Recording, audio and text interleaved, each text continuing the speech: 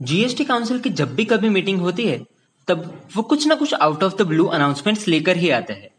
कभी कभी वो अनाउंसमेंट्स शॉकिंग होती है तो कभी सरप्राइजिंग। किसी के लिए बम्पर ड्रॉ लगता है तो किसी का बीपी हाई हो जाता है। देखते हैं 40वीं जीएसटी काउंसिल मीटिंग में क्या नए अनाउंसमेंट है और उसका फायदा कैसे उठाए। हर एक टैक्स पेयर जान गया है कि अगर किसी एक मंथ का रिटर्न अगर लेट फाइल करते हैं तो नेक्स्ट मंथ पर लेट फाइलिंग फीस भरे बिना पोर्टल रिटर्न एक्सेप्ट ही नहीं करता। उसी के चलते अगर 5-6 महीने और बीत जाए तो हजारों का नुकसान लेट फाइलिंग फीस के रूप में भुगतना पड़ता है।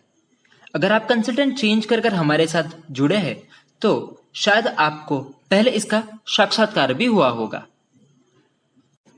जिन्होंने जुलाई 17 से लेकर जनवरी 20 तक के कुछ जीएसटी रिटर्न्स इसलिए नहीं भरे क्योंकि लेट फाइलिंग फीस का आंकड़ा ऊंचाइयों पर पहुंच चुका है, तो आपके लिए एक सुनहरा मौका है। अपनी गलतियों को सुधारिए और टैक्स कंप्लायंट टैक्स पेयर बनिए। तो इसके लिए हमें क्या करना होगा? आपका जो भी महीने का जीएसटी का रिटर्न भरना बाकी है उसे 1 जुलाई 2020 से लेकर 30 सितंबर 2020 तक भर दीजिए। इसके चलते आपको गवर्नमेंट की इस स्कीम के अंदर फायदा होगा।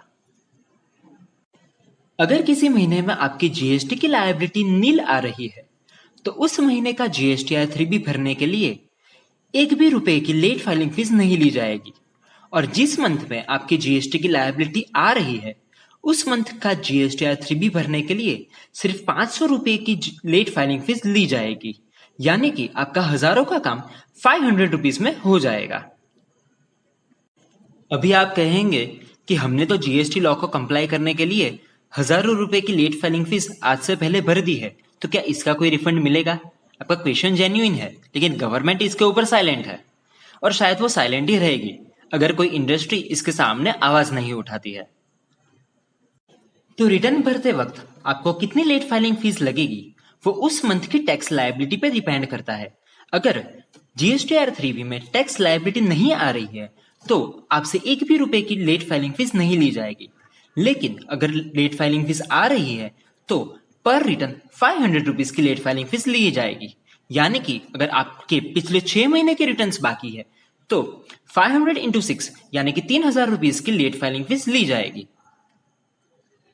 अगर आपने कहीं से सुना है कि late filing fees up to ₹500 है, 500 रुपीज नहीं, तो मैं क्लैरिफाई कर दूं कि अगर आप कैलकुलेट करने जाओगे तो आपको पता चलेगा कि एक भी मंथ ऐसा नहीं मिलेगा कि जिसके अंदर actual late filing fees 500 rupees से कम है। यानी कि आपको हर एक मंथ के लिए मिनिमम रादर एक्चुअल और एग्जैक्ट 500 रुपीज की लेट फाइलिंग फीस लगेगी ही। तो चलिए आपका एक छोटा सा टेस्ट लेते हैं। आपको करना बस इतना है कि हर एक क्वेश्चन के बाद वीडियो को पॉज करना है, आंसर रेडी रखना है और फिर प्ले करके आंसर सुन लेना है। इन सभी क्वेश्चंस में आपको डिसाइड करना है कि मुझे लेट फाइलिंग फीस लगेगी या नहीं, और लगेगी तो कितनी लगेगी। तो तैयार है आप सब?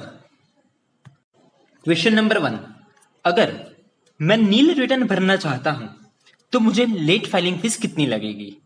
Please answer it. सही जवाब, लेट फाइलिंग फीस नहीं लगेगी।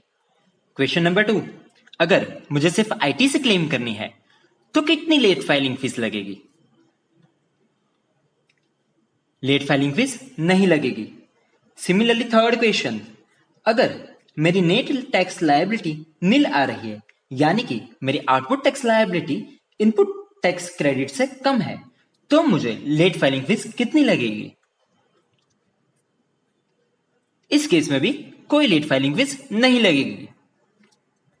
And there is one more to go.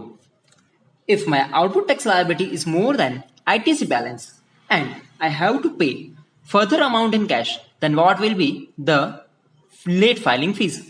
Your time starts now. Yes, you will be required to pay late filing fees of rupees 500 per GSTR 3B. Keep in mind, it is 500 per GSTR 3B and not 500 per month.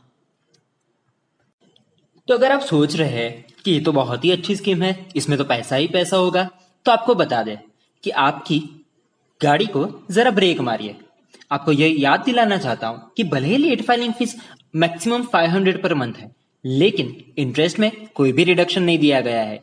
यानी कि हर month में जो amount of tax liability आपको cash में भरनी है, उसके ऊपर 18% पर एनम के हिसाब से इंटरेस्ट आपको पे करना है। ये कहीं पे बताया नहीं गया है, यानी कि ये इम्प्लाइड है। जीएसटी डिपार्टमेंट जब भी देता छप्पर फाड़ के। अगर आप स्मॉल टैक्स पेयर है, यानी कि आपका टर्नओवर 5 करोड़ रुपए से कम है, तो जीएसटी मीटिंग में आपके लिए 2 और बेनिफिट्स भी दिए गए हैं।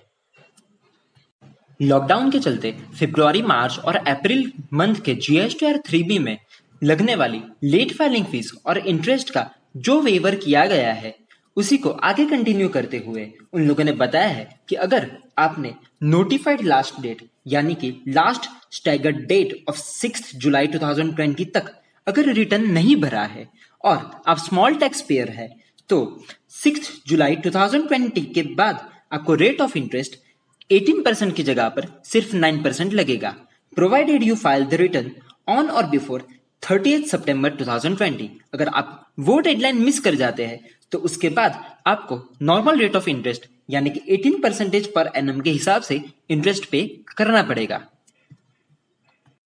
लॉकडाउन के बाद अनलॉक के और कितने ही नए रंग रूप आने वाले हैं, इससे जीएसटी डिपार्टमेंट बहुत ही अच्छी तरह से वाकिफ है और इसी के चलते small tax payers adversely affect ना हो, इसके लिए मई, जून और जुलाई मंथ की जीएसटीआर 3B की लेट फाइलिंग फीस और इंटरेस्ट को वेव किया गया है, provided you file the return within the specified staggered date which will be notified later by सितंबर 2020।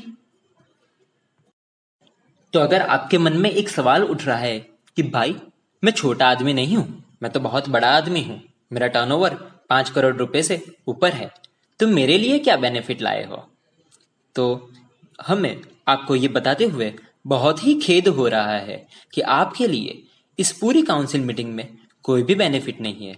जो से ऐसा चल रहा है उसे वैसा ही चलने दो, कुछ नहीं बदला, सब कुछ वैसे का वैसा ही है। Thank you.